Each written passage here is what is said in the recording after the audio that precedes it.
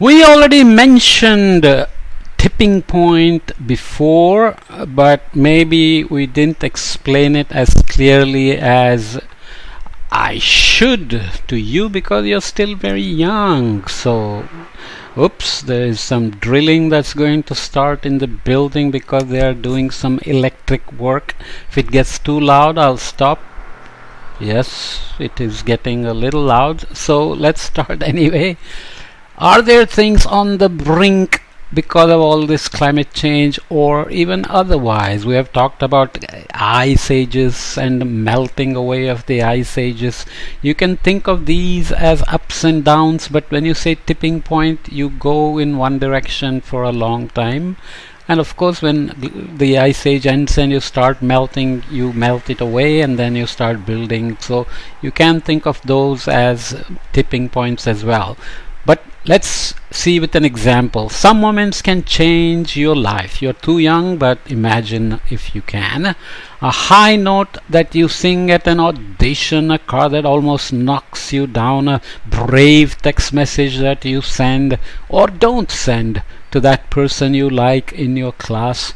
Moments like that are called tipping points. They change things one way or the other, like completely different situation, right? The earth has them too, these tipping points, and as in the examples above, some tipping points are a lot more serious than others. A car that is almost knocking you over is very different than a text that you did or didn't send.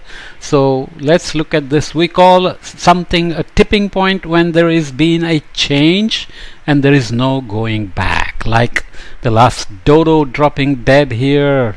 With climate change, that usually means that the climate amplifiers can no longer be stopped and they will just keep amplifying the warming, melting the glaciers, sea level rise till all the glaciers disappear.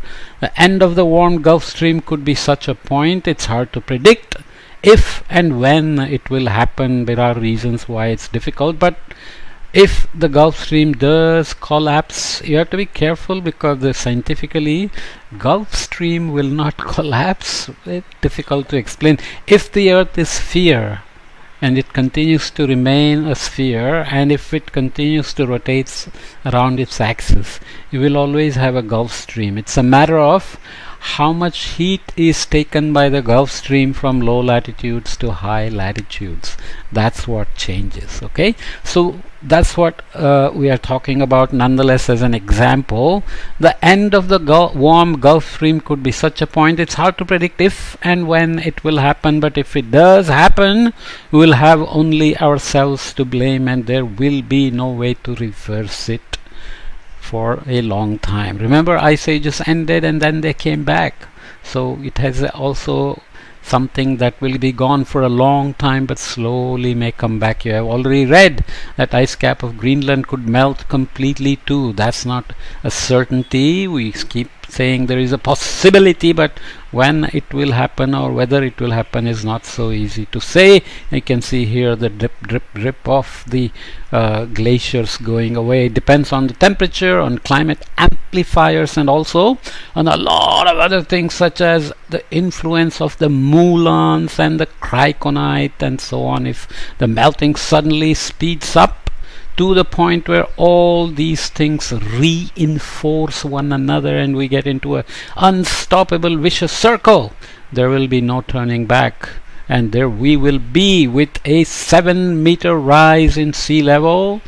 I almost want to guarantee you that within this century, in your lifetime, it is very unlikely, in fact guaranteed, not to happen to that extent that the Greenland will completely melt away. So here are our moulins and criconite. The methane released from the thawing soil is sometimes seen as a tipping point as well. However, this happens quite gradually and it's not the time bomb that people sometimes see it as. So scientists also have to be careful on how they say it and whether they scare people based on just probabilities or they are sure. And if it's a probability, how high is it that permafrost may thaw? If it's only a 20% probability, should you scare people, right? The low temperature sorry, here. Some say there is a time bomb at the bottom of the sea as well. The low temperatures are keeping huge amounts of methane down there under pressure. There is more energy than in all the natural gas, oil and coal on Earth combined in these bubbles of methane called hydrates, frozen air bubbles, frozen bubbles of methane.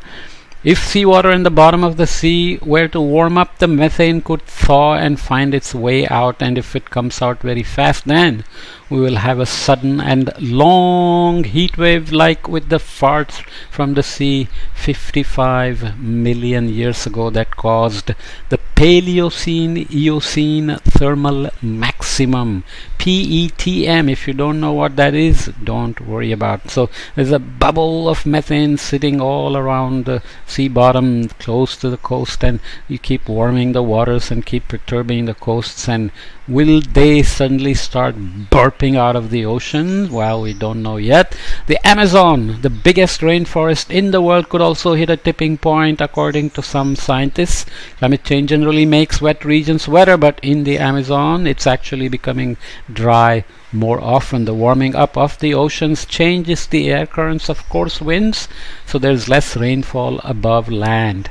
The constant deforestation doesn't help either. Trees absorb water, but then most of the moisture evaporates through their leaves. So fewer trees results in less evaporation.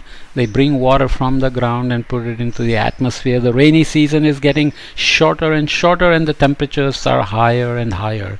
So it's the warming, the greenhouse gases, and the deforestation all together. So the forest has less and less time to flourish again. If the forest disappears, lots of carbon will be released into the air, and even less rain will fall. Scientists are carrying out research and using computer models to try to predict where this is all going in the coming decades and a century out to 2100, where you will be still around to see what's happening. Some of them say that the Amazon forest could change into desert within half a century, but this is not certain, so don't get scared. You can see why people are afraid of such tipping points. They are hard to predict, and when they do occur, they often have a huge impact. Disaster movies and fantasy movies put them to good use. They like to scare us with the idea of a scorched earth and flooded cities, or climate wars and tsunamis and tornadoes that'll wipe everything up. But will it really come to that? We'll have to talk. And what can we do about it? So here is a tree that is being cut down with a little animal there saying, "Help me!" And that's not good. And already there is a cut tree here, and the desertification means more cactuses in places where we have rainforests. So we'll come back and talk about calamity and disaster. It's not as if we haven't talked about enough, but we have a bit more to talk about, unfortunately, and you have to listen and learn, as I said, and not get scared, and just be aware of all the things that are happening and could happen if we don't change our ways, or if we don't find ways to take CO2 out of the air. There are ways to do that as well, and maybe you will be one of the inventors like James Watt, who invented the steam engine and so on and so forth. Maybe you will be the savior of green technology that will make everything carbon free, and maybe you can make a lot of money with green technology and still save humanity. Okay, so we'll come back and continue the discussion with calamity and disaster. See you in the next podcast.